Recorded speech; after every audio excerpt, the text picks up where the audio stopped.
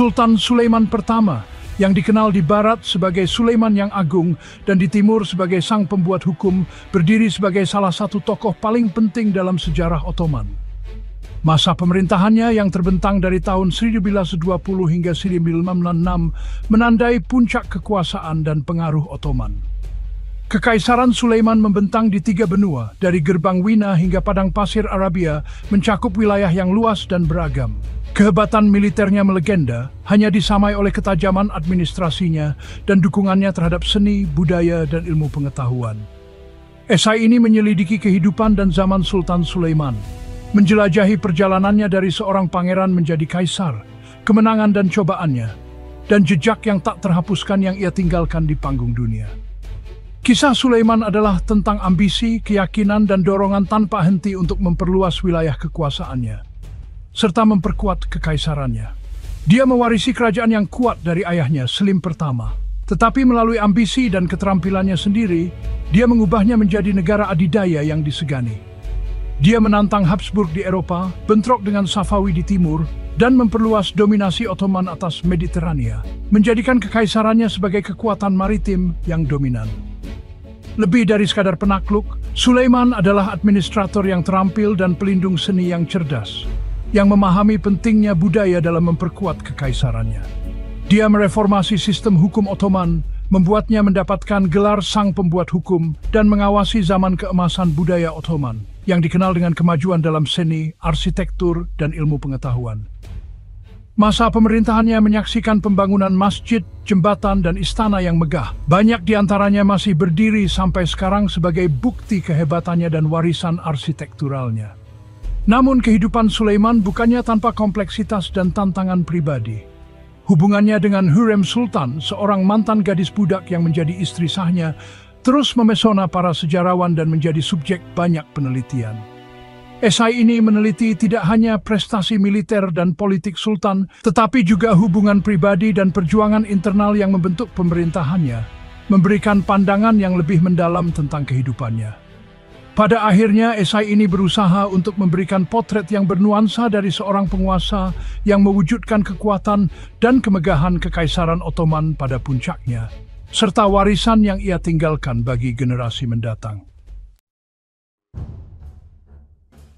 Lahir pada tahun 1494 di Trabzon, kota pelabuhan yang ramai di Laut Hitam, Sulaiman tumbuh di lingkungan yang penuh dengan aktivitas perdagangan dan budaya yang beragam. Sulaiman adalah putra Sultan Selim pertama dan Aisyah Hafsah Sultan, yang keduanya memainkan peran penting dalam membentuk karakter dan masa depannya. Sejak usia muda, ia menerima pendidikan yang ketat layaknya seorang pangeran Ottoman yang mencakup berbagai disiplin ilmu. Ia belajar teologi Islam, jurisprudensi, sejarah, dan puisi, yang semuanya membentuk dasar pemikirannya. Dia mempelajari seni perang, menguasai ilmu pedang, menunggang kuda, dan strategi militer yang sangat penting untuk seorang pemimpin masa depan. Pendidikan menyeluruh ini menanamkan dalam diri Sulaiman rasa tanggung jawab yang mendalam, kecintaan pada pengetahuan, dan keterampilan yang diperlukan untuk memerintah kerajaan yang luas. Pengasuhan Sulaiman tidak terbatas pada ruang kelas. Ia juga belajar dari pengalaman langsung di luar lingkungan akademis.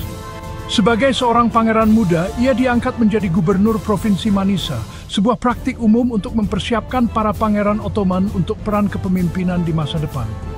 Pengalaman ini memberinya pengetahuan langsung tentang administrasi, keadilan, dan tantangan pemerintahan yang sangat berharga untuk masa depannya. Selama berada di Manisa, Sulaiman juga berkesempatan untuk mengamati ayahnya, Selim pertama, yang terlibat dalam serangkaian kampanye militer untuk mengkonsolidasikan kekaisaran. Penaklukan Selim, terutama kemenangannya atas Mamluk di Mesir, meninggalkan kesan yang mendalam pada pangeran muda itu, memperkuat pemahamannya tentang kekuatan militer. Dia menyaksikan secara langsung kekuatan pasukan yang terorganisir dengan baik dan pentingnya kepemimpinan yang tegas dalam mencapai kemenangan. Pengalaman awal ini dikombinasikan dengan pendidikan dan kecerdasan alaminya, membentuk Sulaiman menjadi seorang pangeran yang cakap dan ambisius, siap untuk memikul tanggung jawab kepemimpinan. Waktunya di Manisa juga membuatnya mengenal arus budaya dan intelektual Kekaisaran Ottoman, memperluas wawasannya. Dia berinteraksi dengan para cendekiawan, penyair, dan seniman, mengembangkan apresiasi yang mendalam terhadap seni dan sains yang akan mempengaruhi kebijakannya di masa depan. Pemaparan awal terhadap beragam perspektif ini kemudian akan memengaruhi pemerintahannya, mendorong periode perkembangan budaya di dalam kekaisaran yang dikenal sebagai zaman keemasan Ottoman. Pada saat ayahnya meninggal pada tahun 1920, Sulaiman telah siap untuk naik takhta dan memimpin kekaisaran Ottoman ke era kejayaan yang baru, membawa perubahan besar dan kemakmuran. Pada tahun 1920, setelah kematian Selim pertama, Sulaiman naik takhta Ottoman. Peralihan kekuasaan berlangsung sangat mulus, sebuah bukti praktik suksesi yang mapan dari dinasti Ottoman. Tidak seperti monarki Eropa, di mana perebutan suksesi adalah hal biasa, Ottoman memiliki sistem yang memastikan transfer kekuasaan yang relatif tertib. Stabilitas ini sangat penting bagi kelanjutan ekspansi dan kemakmuran kekaisaran.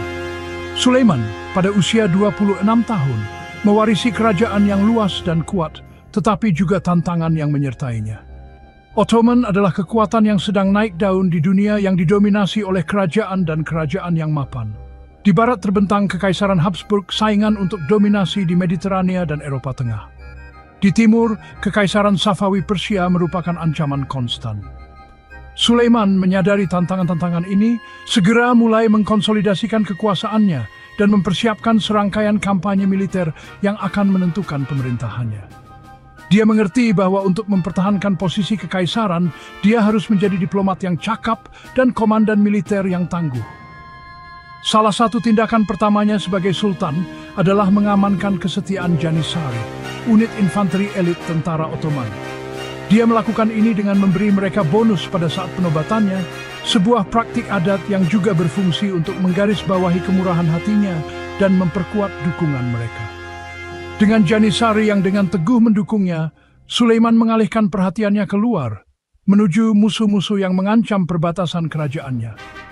Pemerintahannya akan ditandai oleh kampanye militer yang konstan, masing-masing direncanakan dan dilaksanakan dengan hati-hati, yang bertujuan untuk memperluas wilayah kekaisaran dan mengamankan posisinya sebagai kekuatan dominan di wilayah tersebut.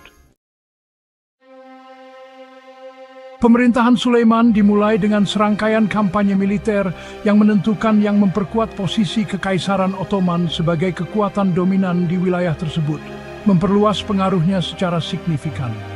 Dia pertama kali mengalihkan perhatiannya ke Balkan, wilayah yang memiliki kepentingan strategis yang telah diperebutkan selama berabad-abad, menjadi medan pertempuran utama bagi banyak kekuatan besar. Pada tahun 1921, ia memimpin pasukan Ottoman untuk merebut Beograd, kota benteng kunci yang telah menahan pengepungan Ottoman sebelumnya, menunjukkan ketangguhan pertahanan Eropa.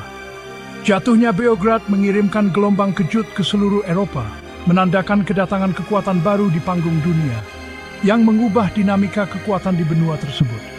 Kemenangan ini membuka jalan bagi kemajuan Ottoman lebih lanjut ke Hongaria dan Austria, memperluas wilayah kekuasaan mereka.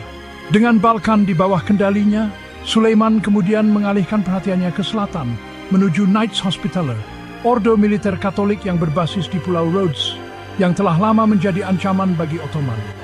Knights Hospitaller telah lama menjadi duri dalam daging Kekaisaran Ottoman, mengganggu rute perdagangan dan menyerang permukiman pesisir, menyebabkan kerugian besar bagi ekonomi Ottoman. Pada tahun 1922, Sulaiman melancarkan pengepungan besar-besaran di Rhodes, bertekad untuk menetralisir ancaman ini untuk selamanya, menggunakan semua sumber daya yang tersedia. Pengepungan itu berlangsung selama 6 bulan dan melibatkan beberapa teknologi militer tercanggih saat itu, termasuk penggunaan artileri berat.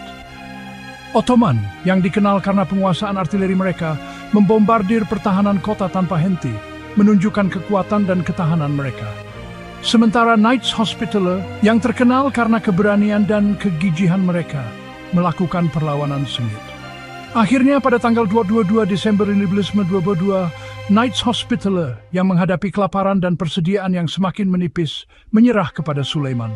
Penaklukan Rhodes merupakan kemenangan penting bagi Kekaisaran Ottoman.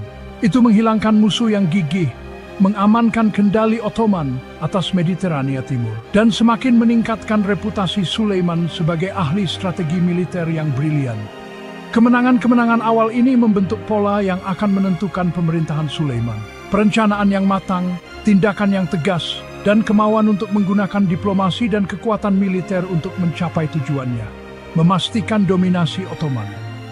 Perhatiannya kini tertuju ke timur, di mana Kekaisaran Safawi merupakan ancaman yang berkembang bagi dominasi Ottoman, menandai babak baru dalam ekspansi militer Syiman.